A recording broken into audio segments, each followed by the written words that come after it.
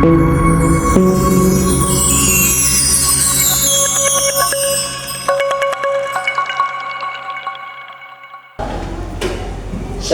berasal dari Adam, semuanya berasal dari tanah, dan kita akan kembali semuanya ke tanah.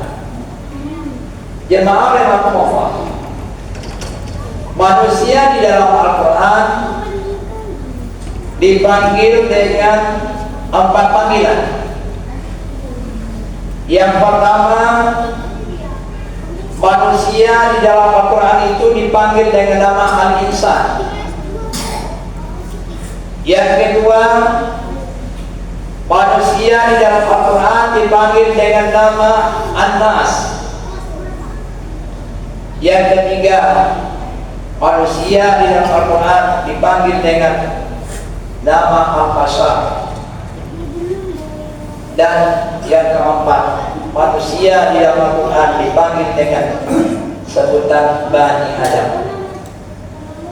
Jemaah rahimakumullah, kalau kita perhatikan dari etimologi, semua kata ini mempunyai persamaan, yaitu sama-sama manusia. Tapi kalau kita lihat dari istilah atau terminologi, bahwa 4 kata ini mempunyai perbedaan satu dengan yang lain. Yang pertama, sebutan manusia di dalam Al-Quran adalah Al-Insan. Ini menunjukkan bahwa manusia itu adalah makhluk yang berpikir. Makhluk yang berpikir. Allah ciptakan manusia itu adalah makhluk yang pandai berpikir. Kalau Allah berikan kita alat untuk berpikir, kita hendaklah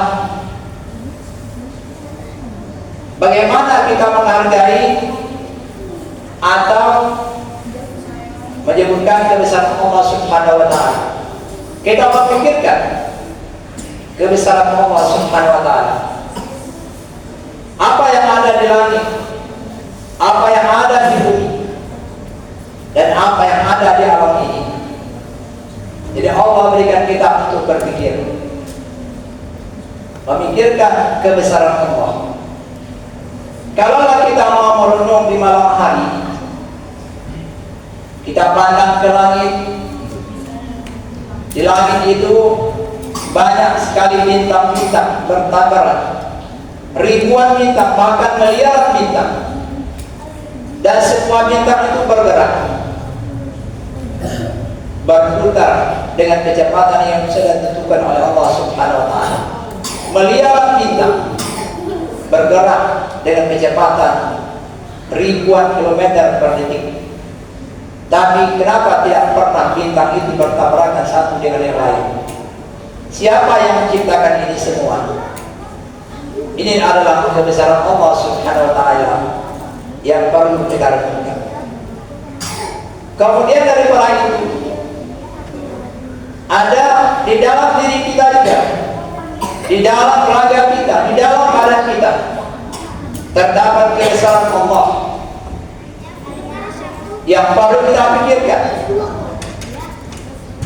Di dalam diri kita itu ada, diciptakan oleh Allah Subhanahu wa Ta'ala sebuah mesin, yaitu berupa jantung.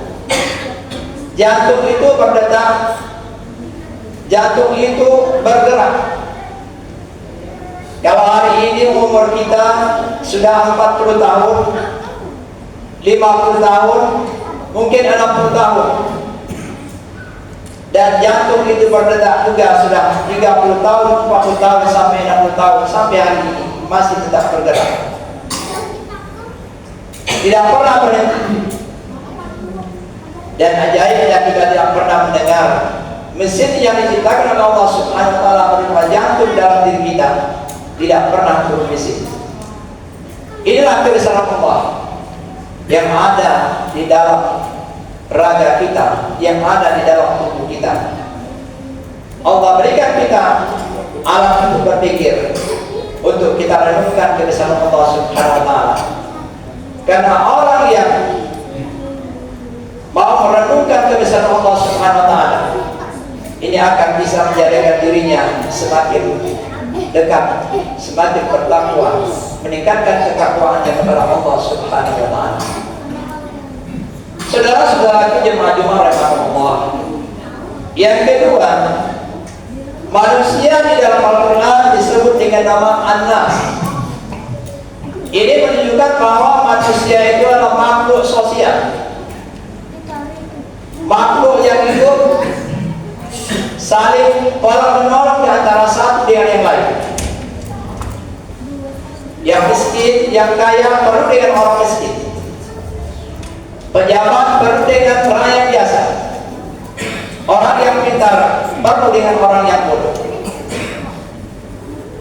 Jadi Allah berikan manusia itu untuk tolong menolong dalam kehidupan ini, saling tolong menolong.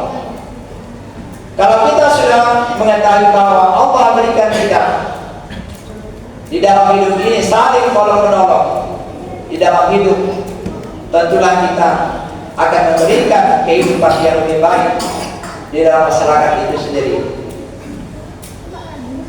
Karena kata Rasulullah, sebaik-baik manusia adalah manusia yang dapat memberikan manfaat yang baik kepada manusia yang lain. Jadi Allah berikan kita sebagai manusia insan bahwa di dalam hidup ini adalah saling tolong menolong di antara satu sama yang lain. Itulah kehidupan manusia. Saudara-saudaraku jemaah-jemaah rahimahullah. Kemudian yang ketiga, manusia di dalam Al-Quran disebut dengan Al-Bashar. Ini artinya bahwa manusia itu adalah makhluk biologis. Kalau hujan, kita akan merasa kedinginan. Bila lapar, kita akan makan. Bila haus, kita akan minum. Begitulah Allah menciptakan pada diri manusia, yaitu Al-Bashar. Kemudian yang terakhir jemaah rahimahullah adalah Bani Adam, anak keturunan cucu Adam. Karena semuanya manusia yang ada di muka bumi ini berasal dari Adam, dan Adam berasal dari tanah, dan kita semua akan kembali ke tanah. Yang perlu sekali kita ingat di Allah, bahwa kita saat ini berada di bumi Allah, kita berada di tanah Allah Subhanahu wa taala, dan pada suatu saat kita akan tinggalkan dunia ini dan kita akan kembali ke tanah. Dan yang perlu kita ingat adalah segala sesuatu yang kita miliki tidak akan dapat mencegah kita dari kematian. Harta yang kita miliki tidak dapat menghalangi kita dari kematian. Jabatan yang kita sandang tidak akan dapat menghalangi kita dari kematian.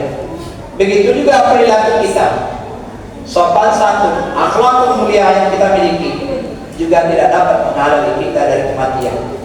Saudara-saudaraku jemaah-jemaah Allah, kalau harta bisa menghalangi kita dari kematian, tentunya Nabi Sulaiman tidak akan pernah wafat.